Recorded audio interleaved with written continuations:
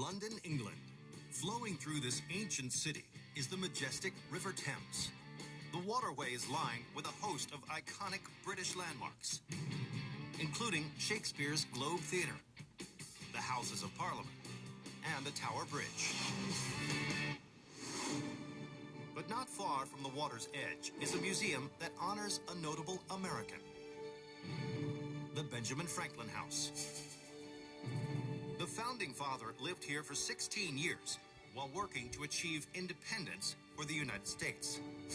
Today, visitors can experience the house exactly as Franklin left it. Among his personal effects are his leather wallet and a letter he penned to his sister.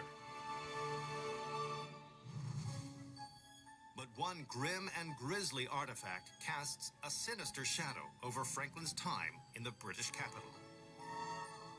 It's beige in color, with jagged, brittle edges.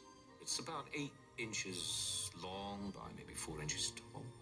And it's only when you look at it more closely, you realize it's part of a human skull. These remains connect Benjamin Franklin to a ghastly series of events that played out almost 250 years ago. Many people have wondered, was there a darker side to one of America's founding fathers?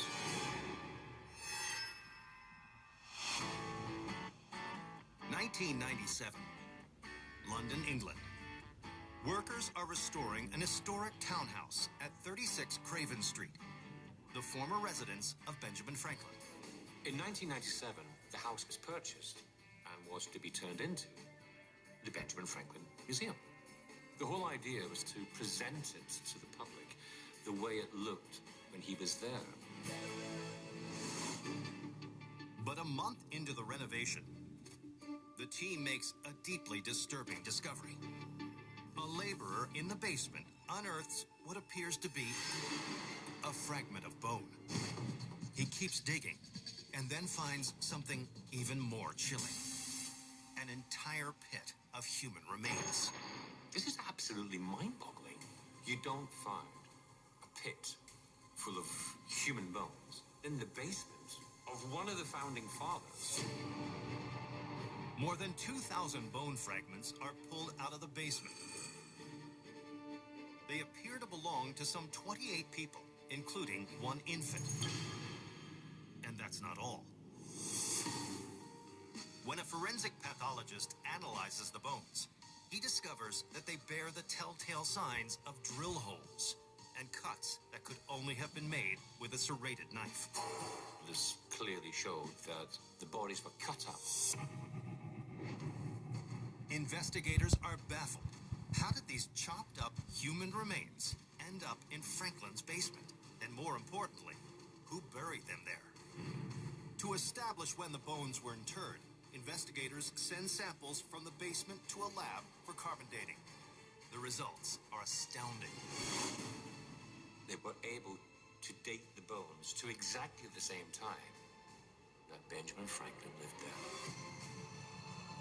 So, was Ben Franklin a serial killer? News of the grisly stash sparks a media firestorm. The fact that Ben Franklin had a hidden pile of bones in his house is not something anyone expected to hear about. And as the story spreads, a startling theory emerges. Some say that while Franklin lived in London, he became a member of a secretive organization known as the Hellfire Club. Members of the Hellfire Club came from the best parts of society. They were very decadent, very raucous, and there was a lot of religious dark practice.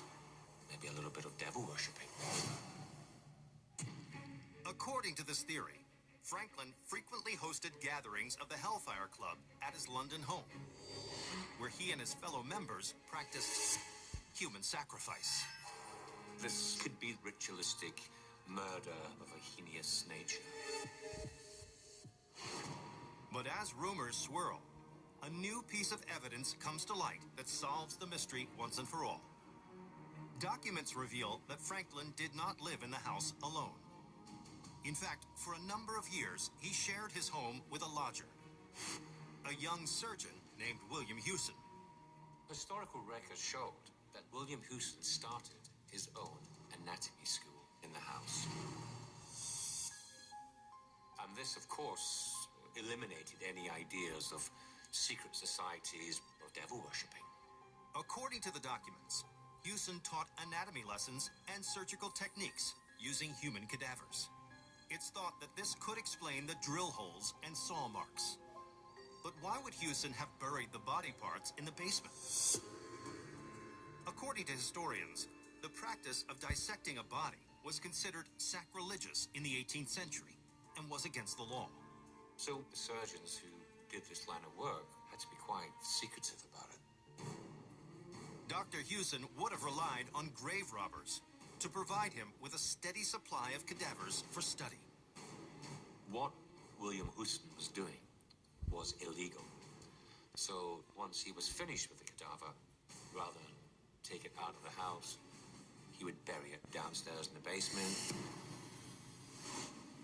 Many historians believe that Benjamin Franklin, a noted man of science, was probably aware of Dr. Houston's illicit activities and may have been present at the dissections himself. There's no way that he could have not known that that was happening. Today, these bones remain on display at the Benjamin Franklin House in London. They endure as a grim reminder that sometimes even the most famous men in history have skeletons in the closet or the basement.